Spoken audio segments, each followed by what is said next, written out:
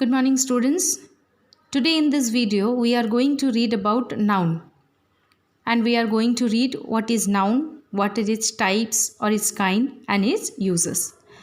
But before reading about noun, let us have a quick review of parts of speech, as because noun is a part of speech. We have already read about parts of speech, so in this video we will not go in detail about parts of speech. Words are divided into different kinds or classes called parts of speech according to their use, that is, according to the work they do in a sentence.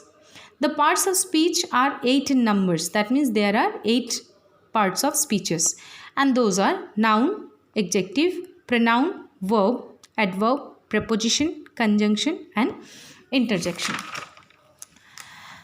Now, what is noun? Nouns are words that names a person, place, things, animals, living beings, feelings, ideas, etc. That means when a name is given to a person, a place, things, animals, living beings, feelings, ideas, etc., it becomes a noun. In short, you can also say that noun means naming words. For example, you see Ram and Riya are the name of person, Durg, India are the name of places, pen, book are the names of things, animals, living beings like cow, parrot, tree, etc. Feelings and ideas, love, honesty, time, expectations, etc. Now, what are the types of noun? Generally, there are 5 types of nouns. What are those? Those are proper noun, common noun, collective noun, material noun, and abstract noun. First, we will read about proper noun. The name itself suggests proper. When we name anything in particular, or when we give a name or a proper name to a particular thing, it becomes a proper noun. A proper noun is the name of some particular person, place, or thing. That means we are naming any particular thing or object, places, name of a person, etc. For example, you see, India is our motherland. Sahil is a good player. He came in April. In the above sentences, what you have seen? India, Sahil, April are proper nouns. Why? Because proper names are given to those, like motherland. India is our motherland. That means it is the name of a country. Sahil is a good player. Sahil is the name of a boy. He came in the month of April. So April is the name of a month. So when we are giving proper names to any particular country, boy, month, etc., this becomes a proper noun. Now, common noun. This common noun also, the name suggests common. That means we can use in common the names, like a common noun is the name that is given to any one of the class or kind of persons or things or places. When we talk about the class in common or kinds of person or things or places in common, then it is named as common noun. For example, boy, girl, woman, country, pen, state, etc. Why boy? Because when we name the name of the boys like Raju, Sahil, Rohan, these names Raju, Sahil, Rohan are the proper noun. But we here are talking about the boys, that means the class of boys. In the next example, you see Delhi, Mumbai, Chhattisgarh are the names of the states. India, Pakistan are the name of the countries or country. Parker, Pilot, Cello are the names of the pens. So when we are talking about any class in common or kinds of person, place or things, then it is called a common noun. Next is collective noun. Collective means what? Collection. Collection of anything. So names of the group of creatures, places or things or collection of anything, you can call it as a collective noun. For example, people. When we tell people, that means people is a group of person. We never call one person as a people. So people is a group of persons. Crowd, group of persons again. Bunch, group of roses or group of keys. Bunch of roses we tell when several roses are bunched in one group, we call it as a bunch of roses.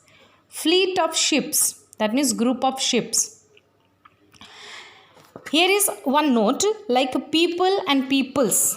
We have certain words. There are some exceptional cases where these words are used as a plural also and singular also.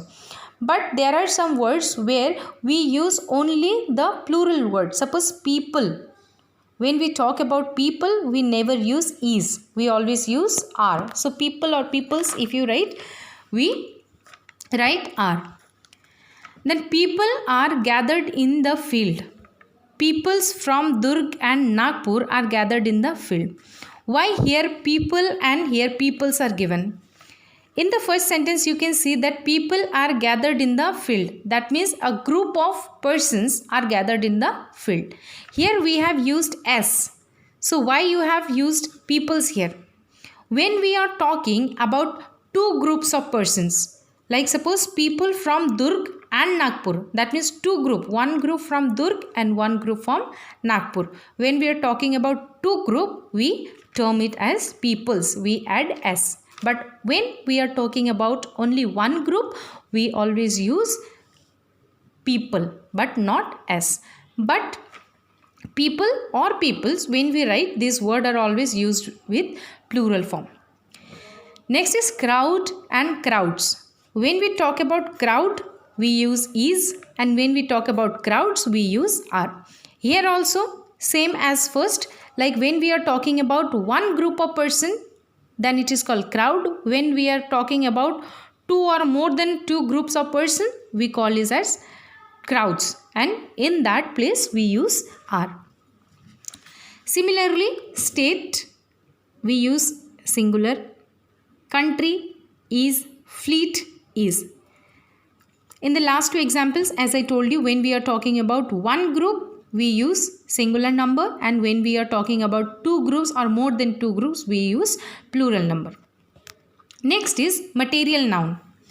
What is material noun? Names assigned to various materials or substances which make up different things. Material means made of some material like gold, silver, plastic, milk, cloth, oil, water, etc.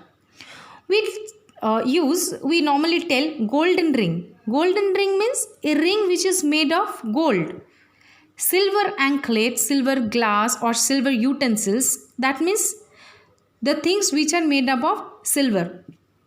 Similarly, plastic chair, milky chocolate, oily food, cotton cloth, etc. So when we are talking about any material, that means the thing which is made up of some material is called the material noun. Next is abstract noun. Abstract means the things which we cannot see, which we cannot smell. These are the abstract things. Names assigned to emotions, feelings, qualities, ideas, states, etc., which do not have concrete form are termed as abstract noun. Generally, they can neither be seen nor be shown. They can only be felt or understood. As I told you, that abstract means the things which we cannot see, which we cannot touch, but it can only be felt or understood. For example, honesty, love, care, emotions, expectations, etc. We say, he is an honest man. I love my country. So this honesty, expectations, love, happiness, sadness, these things are the feelings or the emotions which we cannot see, but it can be felt, it can be understood. So the things which we can feel, which we can understand but not see and touch are the abstract noun. So this was all about types or kinds of noun. In the next video, I will discuss about number of noun, gender and case of nouns. Thank you.